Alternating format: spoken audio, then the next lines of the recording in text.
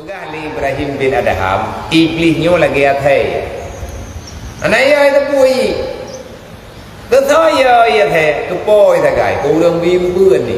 Kau orang anak bim pun yang ni curi. Masa tekadi na pancuri ni tamang larumohan, item bing ketia mesti tengah kilo, nya hai terus aman. Tapi ya thayanya ji ai peti orang perempuan ni.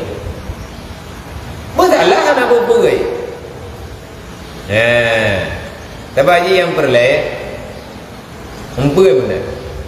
Nenek pegali almarhum buku tanya kan beta pegat rot lagi bi akhir tentang kata tapi yang cocok contoh makanya yang punya waktu itu buat tanya nekut lebih-lebih tanya orang ceh lebih-lagi bi akhir ni kiban akhir kiban bi akhir nyai akhir waktu yang dicampur meremeh dia libu je nah itu dah orang hijau akhir ya pakai libu ilik lihat he ngambang ilik rame-rame setuju gede hana dang-dang hantu kerja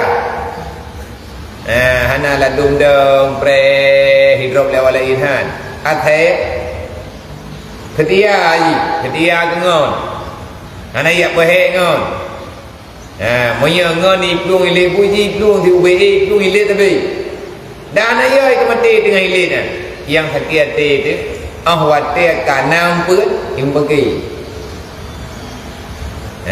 dia minta ampun rame-rame dia kanam pun ka ada wak nyata artinya tiput lagi tiput atai ati uruh bantuan rame-rame tekin ati kena bantuan kasih dong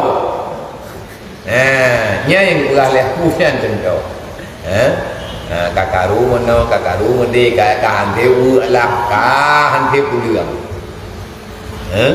hanggabi dia yang mesti put lagi tiputnya anagot dunia akhirat anagot pun ni pegali Ibrahim bin Adham iblisnya ke athai athai anaya ikut lain ni yang naya ya athai kepoi menanti iblis anaya ikut berangkat tahu yang naya iblis ke Allah maka bila kamu ingin terlepas daripada syaitan dan pegali Ibrahim bin Adham berlindunglah daripada Allah. Gimana cara anda berlindung? Amalkan yang kalian pegang oleh Allah.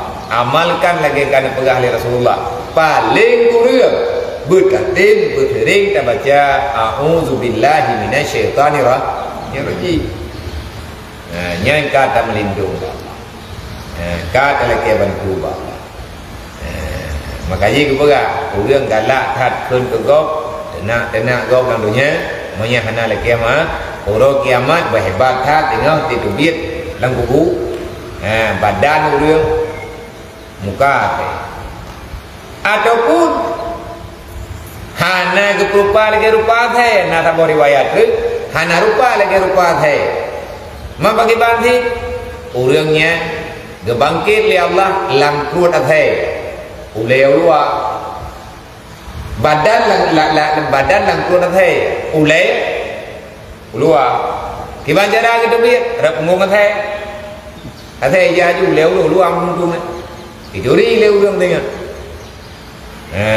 berada dalam kehinaan najis berarti yang kenya getam rupanya bahkan kebangkit menan li Allah Taala rupanya najis yang tak pernah dimaafkan. Hana tadong sama nyan yang dipegah bahaya lisan. Tapi kita yang hana buku, tapi kita yang Allah menyanti. Hana mathala, mumathala.